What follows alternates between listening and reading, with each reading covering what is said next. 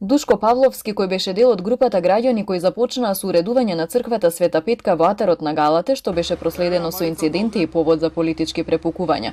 Преку соопштение информира дека се повлекува од иницијативата. Негира дека имал намера да предизвика мултиетнички немири и вели дека за да се врати црквата во функција не се потребни градежни дозволи. Доволно е само да се исчисти дворот кој беше обраснат, да се постават прозорци и врати и да се офарбаат зидовите. Активности кои не значат никаква градба или доградба. Отпочнавме со санација и чистење во кој помагаа и мои пријатели албанци.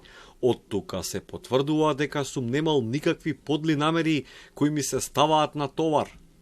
По вчерашниот состанок со градоначалникот на општина Врапчиште и црковниот одбор во Галате, Тетовско-гостиварската епархија информираше дека по законски пат ќе продолжат процедурата за обнова на црквата, која била опожарена во конфликтот во 2001 година.